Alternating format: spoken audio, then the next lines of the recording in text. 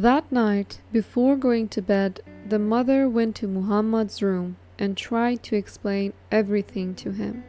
"My dear," she said softly, "you know nothing can change your father's decision. He wants you to have a different life in the future. A life with better educational opportunities. This decision is only for your happiness. You're his only son." Muhammad replied, "I wish I were a girl too, mother. I'm already happy here with you. I don't want to be separated from you."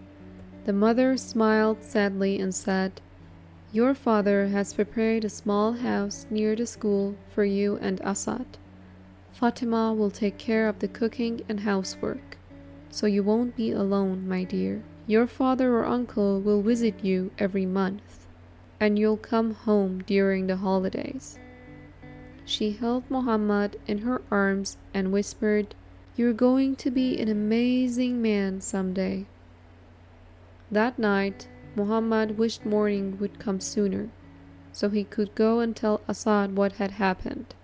He knew Asad didn't know anything yet, and it was up to him to break the news.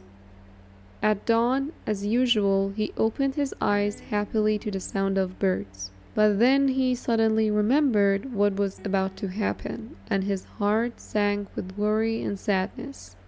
He quickly got dressed, rushed down the stairs, and headed for the door. His mother was in the kitchen. "Good morning, mother," he said. "I need to see Asad early today. Goodbye." Before she could reply, he was already out the door. His uncle's farm was very close to his grandfather's farm, just a few minutes' walk away. Asad had just woken up and was changing his clothes. When he saw Muhammad through the window, surprised, he hurried outside. "Muhammad, what's wrong? Has something happened? Why do you look so upset?"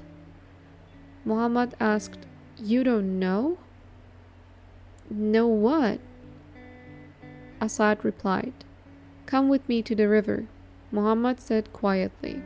On the way there, Muhammad didn't say a single word. Asad had never seen him like this before.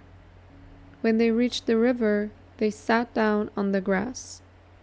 "Come on, tell me what's going on. You're scaring me," Asad said anxiously. Muhammad took a deep breath and said, "Father and uncle want to send us to the city for school.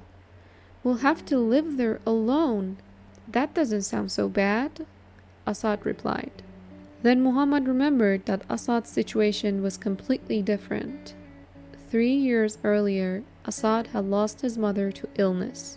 Now he lived with a very young stepmother, who spent all her time on herself and her twin babies.